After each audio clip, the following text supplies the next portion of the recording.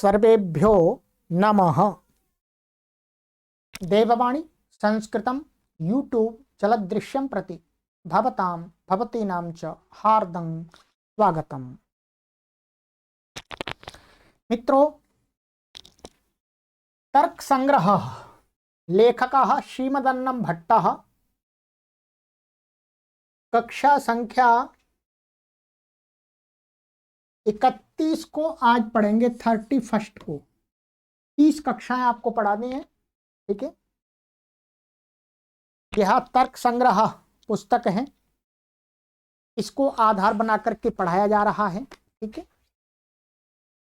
तो 30 कक्षाएं पढ़ा दी हैं। प्लेलिस्ट में एक कॉलम बना दिया गया है तर्क संग्रह इस नाम से, तो आप उस पर क्लिक करके पीछे पढ़ाई गई कक्षाओं को कभी भी पढ़ सकते हैं। ये कोर्स तैयार किया जा रहा है 100 वर्ष के लिए।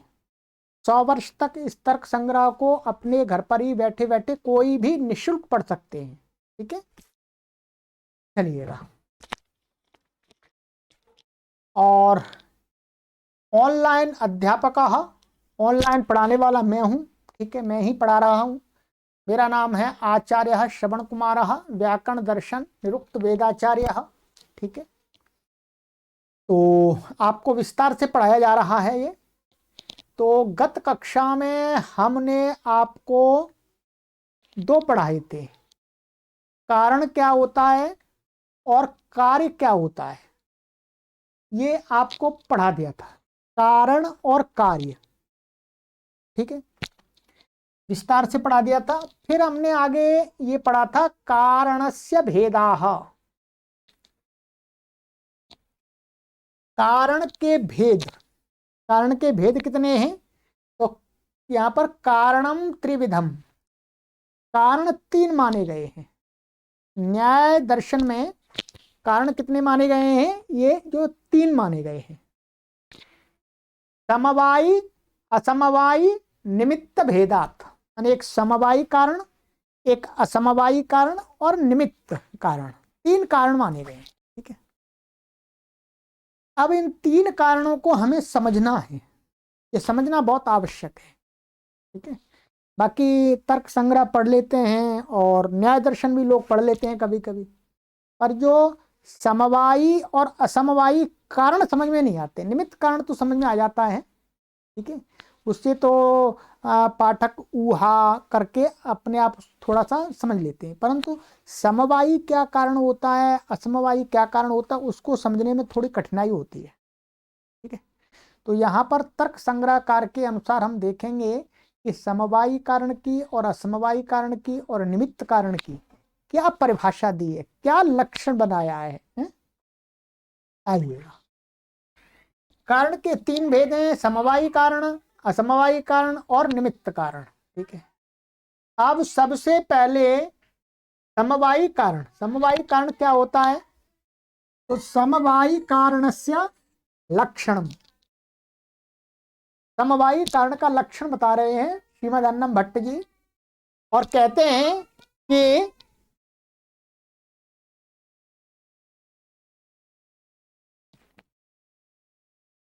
तो श्रीमदन्नं भट्ट कहते हैं, यत समवेतम कार्यम उत्पद्यते तत समवायी कारणम, यथा तंतवः पटस्य पटश्च स्वगत रूपादेः।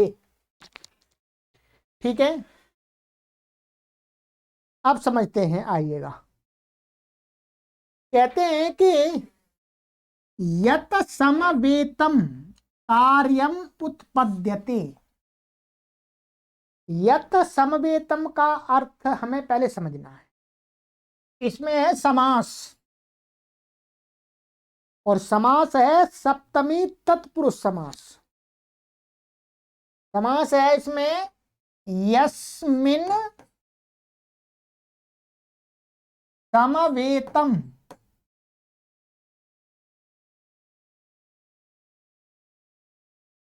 यस्मिन समवेतम, यत समवेतम। ठीक है, माने जिसमें समवेतम। अब जिस समवेतम का अर्थ क्या है? समवेतम अर्थ भी समझना है हमको। समवेतम का अर्थ होता है नित्य समवाय संबंध से, ऐसा समझना है, समवाय संबंध से,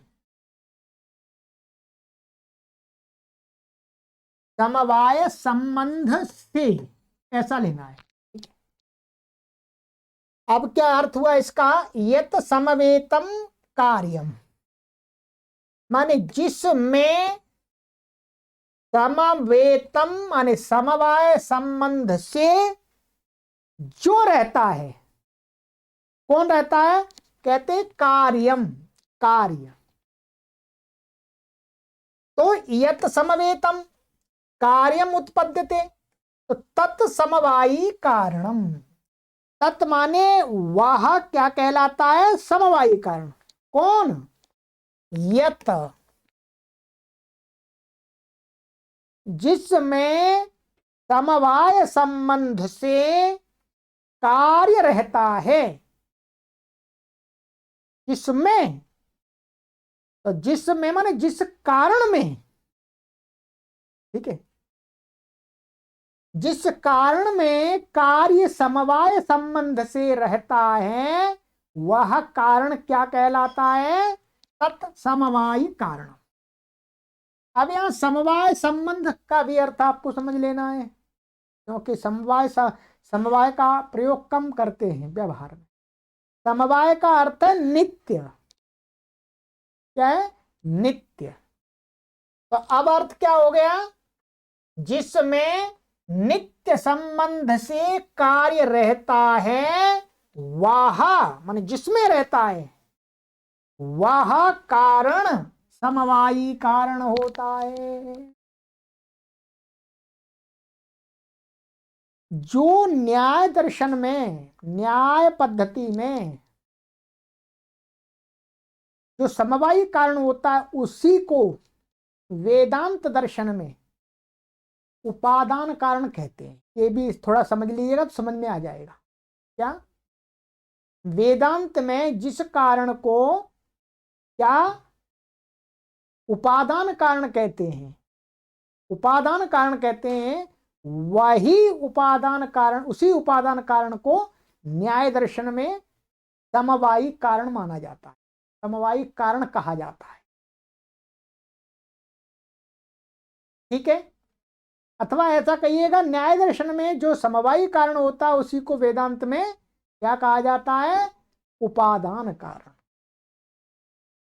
ठीक है? जैसे जो पट होता है, कपड़ा होता है, कपड़े का उपादान कारण क्या होते हैं? धागे। वेदांत की परिभाषा के अनुसार, परंतु हम यहां न्याय दर्शन की परिभाषा समझ रहे हैं। तो यत समवेतम माने जिसमें कार्य नित्य संबंध से रहता है, माने उत्पन्न होता है,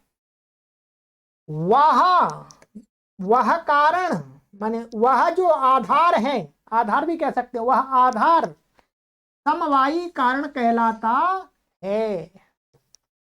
अब उदाहरण से समझना है। का यथा माने जैसे, तंतवः पटस्य, तंतवा का अर्थ है यहां पर धागे, इतना तो आप समझेंगे, धागे। और पटस्य का अर्थ है वस्त्र का। मैं विभक्ति का अर्थ भी बता दे रहा हूं, वस्त्र का। अब मानिएगा, इनका कहना है कि जो पट है, जो कपड़ा है, कोई भी कपड़ा ले लीजिएगा, कुछ भी कपड़ा ले सकते हैं, उस कपड़े का जो तंतु होते हैं, वो धागे होते हैं, वो क्या होते हैं? समवायी कारण होते हैं। दोबारा सुनिए, कपड़े का कोई पूछे कि कपड़े का समवायी कारण क्या है, तो कपड़े का समवायी कारण कहते हैं तंतवः, धागे होते हैं। क्यों? अब ये समझना है इस परिभाषा के अनुसार कैसे। ये क्या है? यत समवेतम कार्यम उत्पद्यते, यहां पर कार्य क्या है? पट। ये क्या है? कार्य। तो कपड़ा ही तो बनता है, कपड़ा ही तो बनता है। तो पट, पट जो कार्य है वो कार्य किसमें है, किसमें है? धागों में।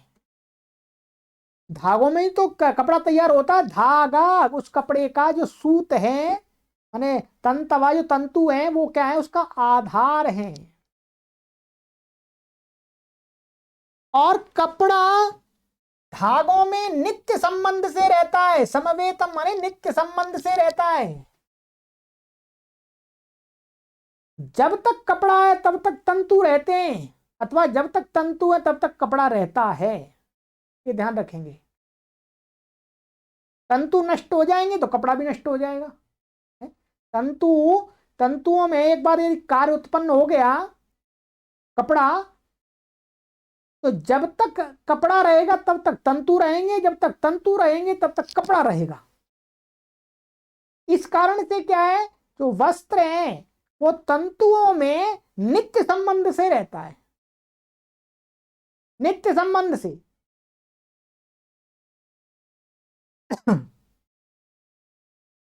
तो कहते हैं, तो इसलिए क्या है, नित्य संबंध से रहता है। तो ये कार्य जो पट है इसके प्रति जो धागे हैं, तो धागे क्या हो गए, समवायी कारण हो गए।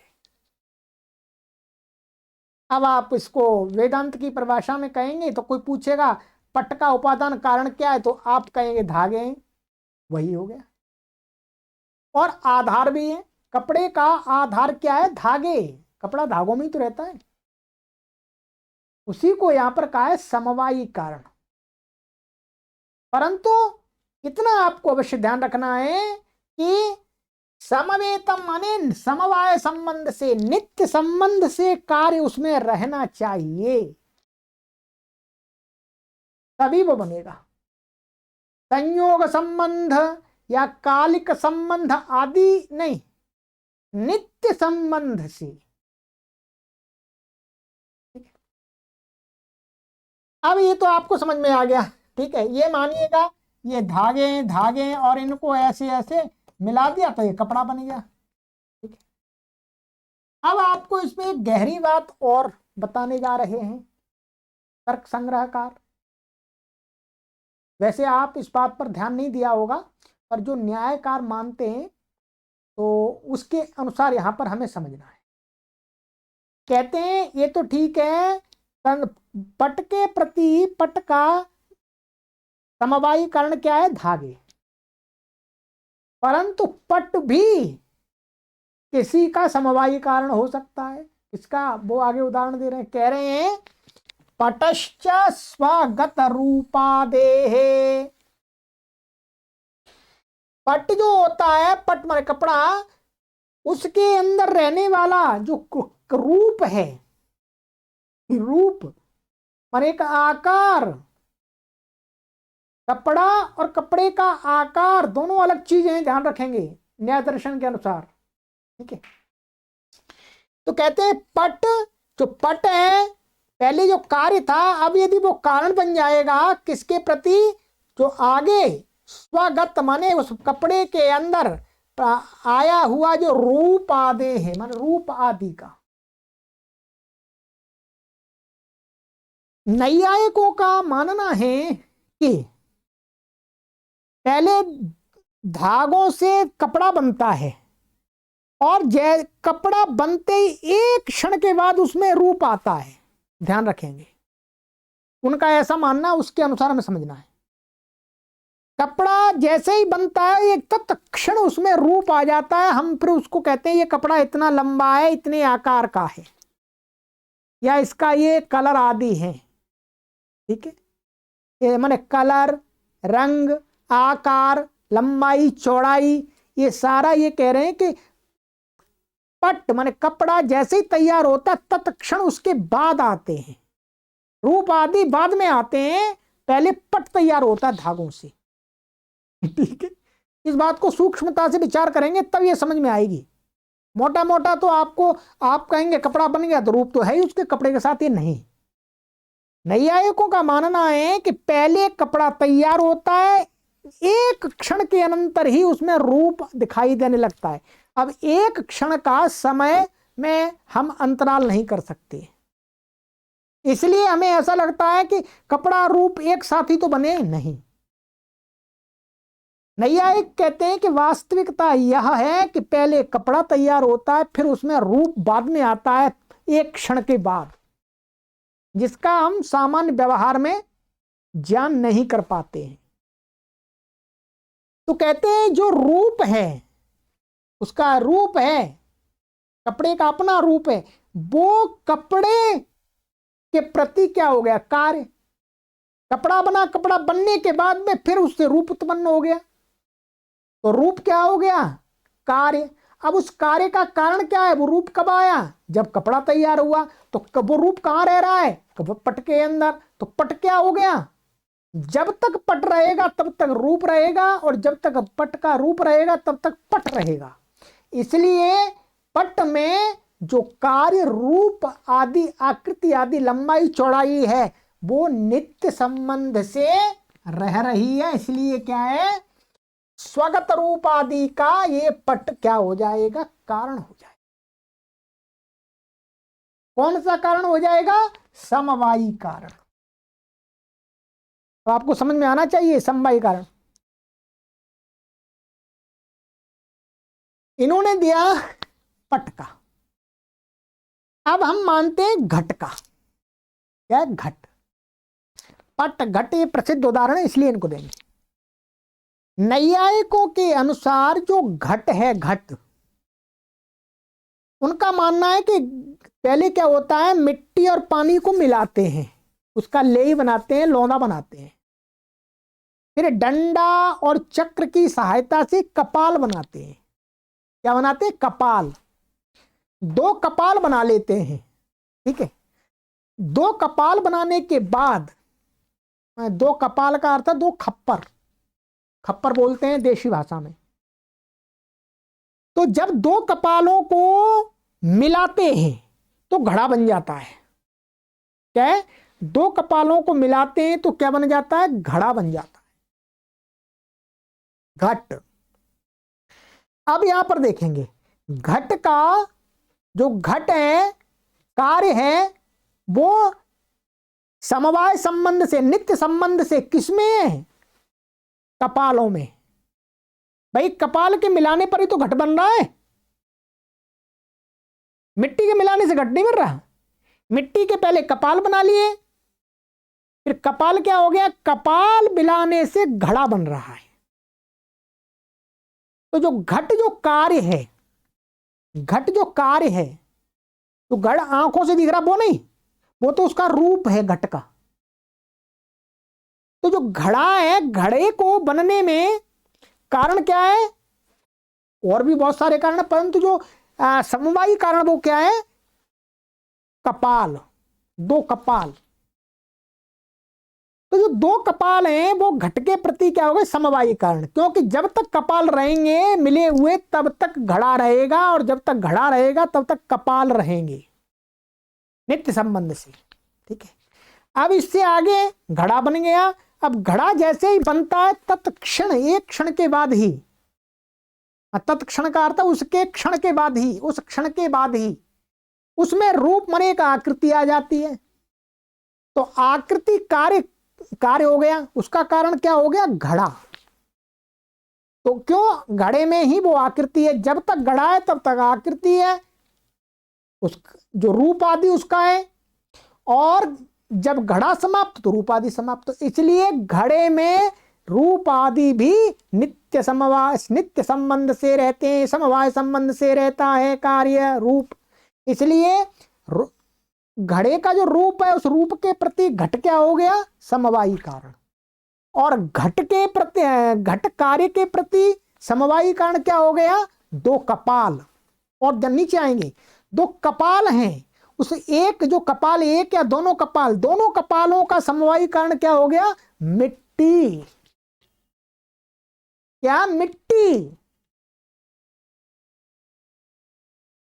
क्योंकि मिट्टी में ही कपाल है, और जब तक मिट्टी उस आकार में तब तक कपाल है। और जब तक कपाल है तब तक मिट्टी है। ठीक है, तो यहां पर इस प्रकार से समझना है कि ऐसा कार्य जो नित्य संबंध से जिसमें रहता है, समवाय संबंध से जिसमें रहता है, उसमें उसको ही क्या कहा जाता है, समवायी कारणम। ये मैंने आपको 2 उदाहरण दे दिए। ठीक है,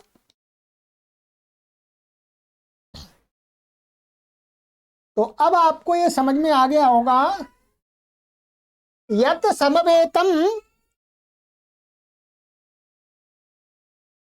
तो अब एक बार फिर इसका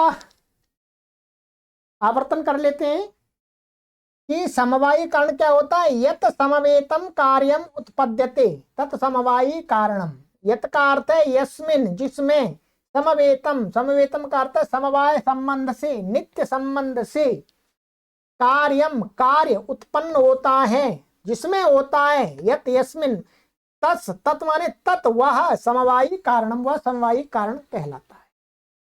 यथा तंतवः पटस्य, पट का तंतु समवायी कारण है, और पटश्च स्वगत रूपादे है, और जो पट के अंदर रूप, लंबाई, चौड़ाई, आकृति आदि जो रूप है वो उस कार्य का कारण क्या है, पट। ठीक है, चलिएगा, तो ये हो गया आपका समवायी कारण, एकदम स्पष्ट कर दिया। ये 100% आपको समझ में आ जाना चाहिए। अब आगे की कक्षा में मैं पढ़ाऊंगा आपको असमवायी कारण क्या होता है। असमवायी कारण को भी हमें समझना है। ये पहले मैंने एक बार समझा दिए थे हल्के हल्के, परंतु अब ये क्रम में पढ़ना है, इसलिए पूरा समझ में आना चाहिए। चलिए, सर्वेभ्यो नमः।